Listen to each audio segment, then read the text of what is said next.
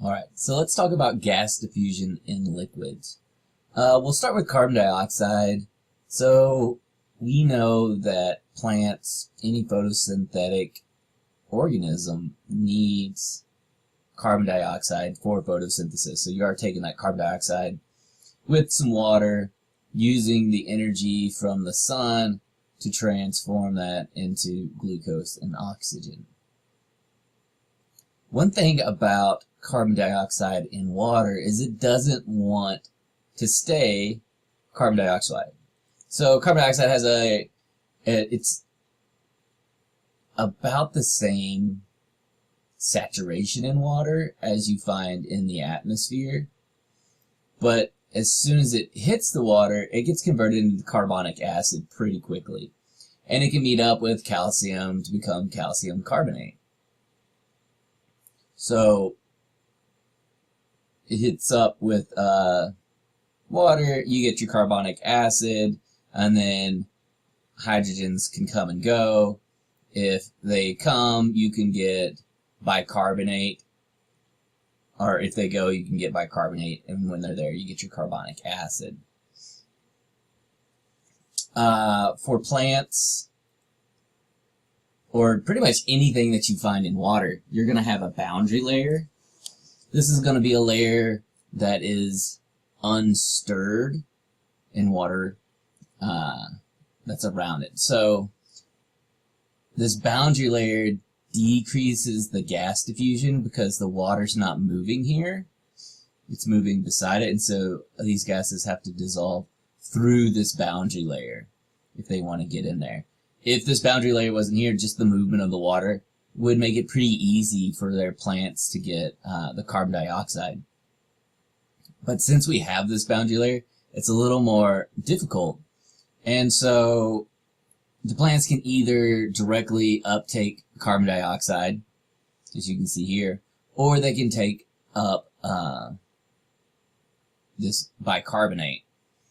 The carbon dioxide diffuses quicker than the bicarbonate because the bicarbonate is a larger molecule, and if you remember anything from diffusion, the bigger the molecule, the slower it's going to diffuse. The way the plants can take up the bicarbonate is they can secrete an enzyme in the water that's really good at breaking that bicarbonate.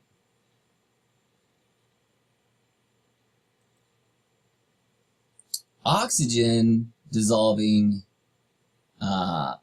into water is just like the carbon dioxide. It's going to be pretty slow.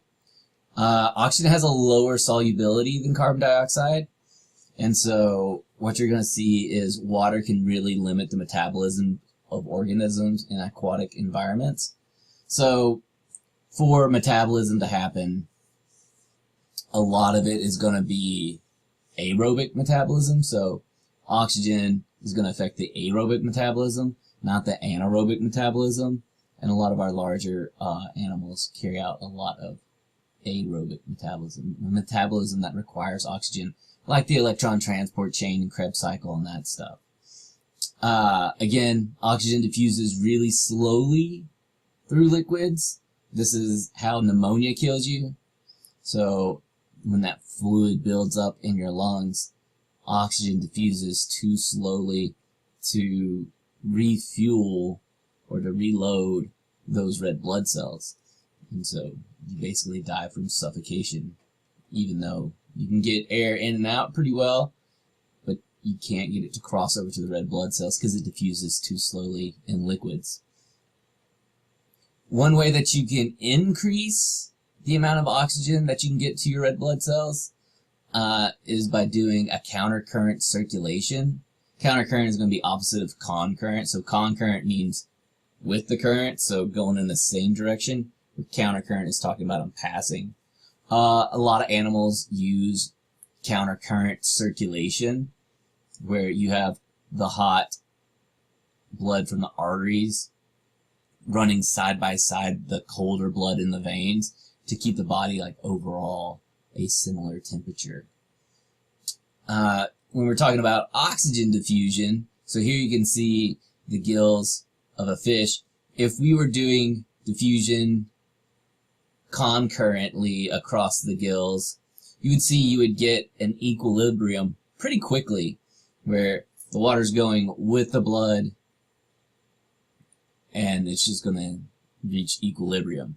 However, with a countercurrent, you're going to have, you see here, the higher oxygenated blood right here moving one direction, the lower oxygenated blood over here. And so when the high oxygenated blood comes into contact with oxygen-rich water, it's going to bring some in. As it's bringing it in, that oxygen is decreasing.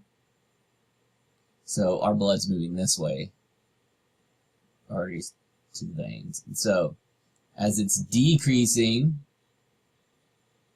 it comes across the lower oxygenated veins. And so as it's decreasing, you're getting into blood that has less oxygen, so you're able to pull in more oxygen. And so you're able to really saturate this blood with oxygen using this countercurrent.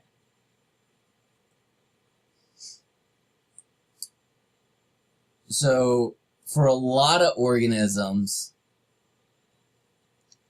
as the oxygen levels get lower, you see that they decrease their metabolism. To do that, so when we have stuff that lives in like anoxic areas, or areas, maybe not anoxic, areas that have low oxygen, they tend to have low metabolic rates. So a lot of the organisms that you find down in the benthic zones at the bottom of the ocean, they're going to have really low metabolic rates.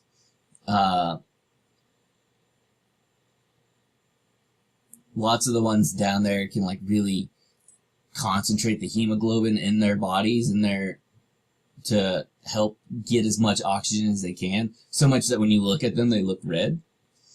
But other things like tadpoles that live in oxygen depleted swamps, they have primitive lungs, and so they're able to grasp or gasp air from the surface.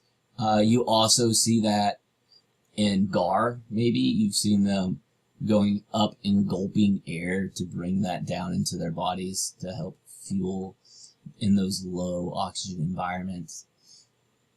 There's a really cool study done where scientists looked at the larvae of the salamander that lays its eggs in low oxygen environments.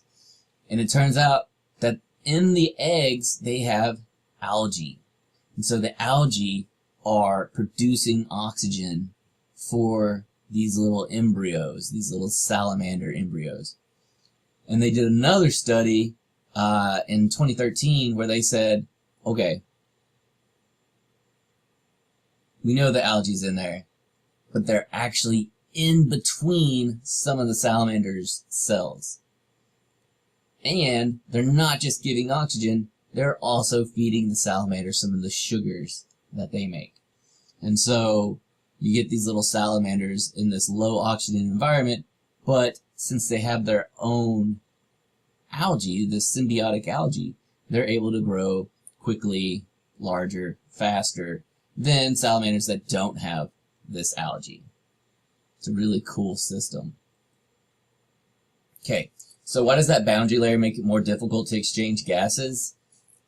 Because it's not nothing's moving there, and so it's not like the oxygen-rich water can flow past the plant, because there's that layer that's stopping it from happening.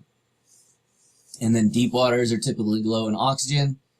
If you think about it, where's the oxygen coming from? Photosynthetic organisms. You're not going to see that in deep water. You see a lot of whales that can dive really deep. Do they have to worry about low oxygen water? Of course not, because they get their oxygen from the surface. They take a breath and then they dive. Just a thought. We're going to stop there and pick up with temperature limits in the next one.